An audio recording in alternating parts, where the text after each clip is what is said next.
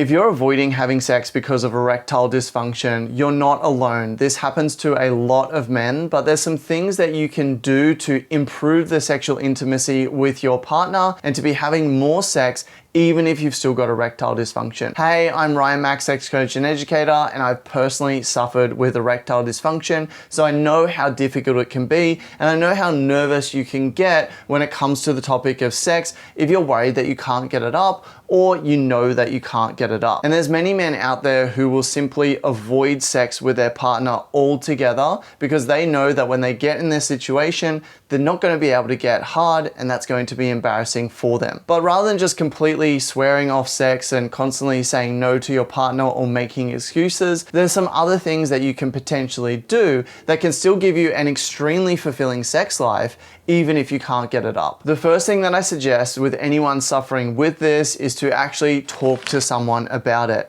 You can talk to a registered therapist about it, you can talk to a sex coach like myself about it, or maybe you actually want to bring it up with some of your friends because chances are they're suffering with erectile dysfunction as well. In fact, whatever decade of life you're in, that's roughly the percentage of men that are suffering with erectile dysfunction. So if you're in your 20s, there's likely 20% of guys suffering with erectile dysfunction. In your 30s, it's 30%, 40s, 40%, and so on up to your 70s, where 70% or more of men suffer with erectile dysfunction. So know that you're not alone, and talking to someone about it can really help to release the shame that you might have around this. You know, as men, we put a lot of our ego and our pride and our masculinity in our ability to get an erection. So it's normal that if you've lost your ability to get an erection or you suffer with some erectile dysfunction, then that can really affect the way you see yourself. It can really affect your self-confidence, and it can even lead to things like depression. So it's really common. You don't need to be ashamed of it, but opening up and talking to someone about it can really help a lot of men. You also want to try and release your own shame when it comes to this. There's nothing shameful about no longer being able to get an erection. And in fact, there's so many things that you can do and so many ways that you can still give pleasure to your partner, still connect with your partner, still have amazing sexual experiences, and still receive a lot of pleasure yourself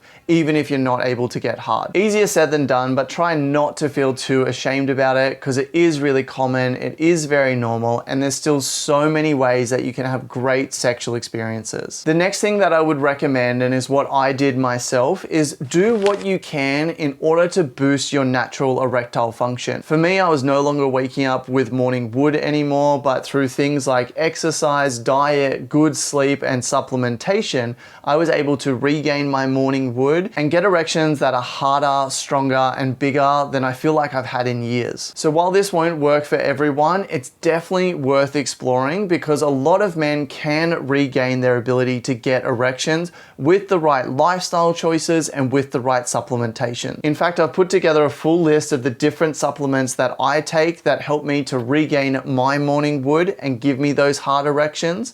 Go to passionately.com/ED or click the link in the description down below to get access to that. It's a completely free list, and I also share the studies and the science behind why those supplements work, and I'm regularly updating it as things change and I learn new information. Again, go to passionately.com/ED or click the link in the description down below to get access to that free list, or for those of you who want more help and more detailed guides on how you can regain your erections, go to passionately.com/ED course, and link for that will be in the description down below as well. And in that course, I go through everything from lifestyle factors to the different exercises you can specifically do to target erectile health, to supplements, and even how to talk to and work with your partner to maximize your chance of getting erections. But assuming you've done all that and you're still not able to get erections, or the erections aren't consistent for you, you don't have to give up. What I would advise for many of you is to actually sit down with your partner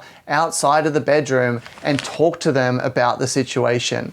Talk to them about the fact that you have erectile dysfunction, that it's hard for you to get an erection, and that you're not always going to be able to get one. Let them know that this has nothing to do with your attraction to them or necessarily your sexual arousal at the time either. You can be extremely turned on, extremely attracted to your partner, but sometimes it just doesn't work. And they've likely experienced the same thing with their wetness. Sometimes sometimes they're aroused, but they don't get wet, and they can get in their head and nervous about that. Just for us as guys, it's so much more obvious. If we're not getting an erection, she's going to be aware of it. But talking to your partner and letting them know you're still very sexually attracted to them and you still want to sexually connect with them, but you just can't help it that your penis isn't working the way that you would like. And you can then work with your partner to work out, okay, well, how can we actually have some sexual connection and sexual experiences that are going to be really good for us? A lot of this is going to come down to you and your partner redefining the meaning of sex. Often as guys, we define sex as penis goes in the vagina. But sex can be so much more than that. You've got 10 fingers, which honestly can be even better at giving pleasure than a penis. You've got your mouth, you've got your tongue, and you can also bring toys into the bedroom as well, which can be a lot of fun. You can talk to your partner about some of the things that they might like to try or the toys that they might like to use. You've got a variety of different options here. There's toys that you can place on your penis that vibrate, that feel really good for you, but can also stimulate your partner and her clitoris. You've got toys specifically designed for stimulating your prostate, which can be a great way to have an orgasm or to ejaculate as a man, even if you're unable to get an erection. And there's a huge variety of toys that you can get out there for women, from clit stimulators to G-spot stimulators to different suction devices and dildos and even strap-ons. By redefining what sex means and by opening up lots of different possibilities from using your hands and your mouth and toys, you can still have amazing sexual experiences with your partner, even if you're not having penis and vagina penetration. And women who are in relationships with other women tend to orgasm a lot more than women who are having sex with men. So there's a huge variety of options of different ways you can give pleasure to your partner and different ways that you can receive pleasure yourself,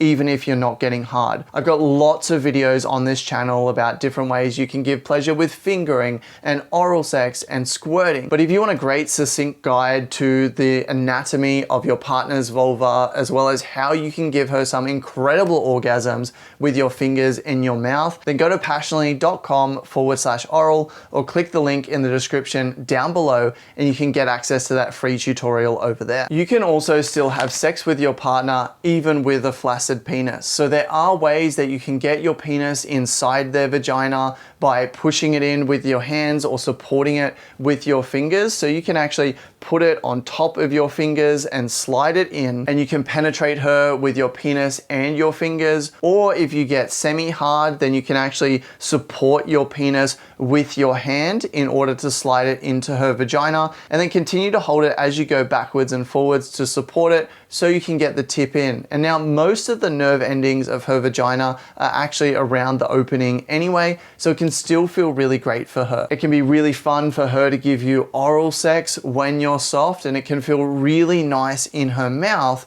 when you're soft. She can play with you and explore in so many different ways. The world is your oyster here. She can softly and lightly touch you, she can lick you, she can suck you, and also this is a good opportunity to open up the different pleasure areas and explore your entire body. Often as guys, we're so focused on our penis and the pleasure coming from our penis because obviously it feels really good. But if you're unable to get an erection, it can be a great opportunity to explore different areas of your body. And honestly, some of the best experiences I've had with partners hasn't been from penis vagina penetration, but it's been through exploring these other areas of our body and having fun in other ways. So just because you can't get it hard or it's inconsistent doesn't mean you need to stop having sex, doesn't mean you need to avoid having sex. But by having this conversation with your partner, letting them know what you're suffering with and redefining the term sex and looking at the different things that you can explore together,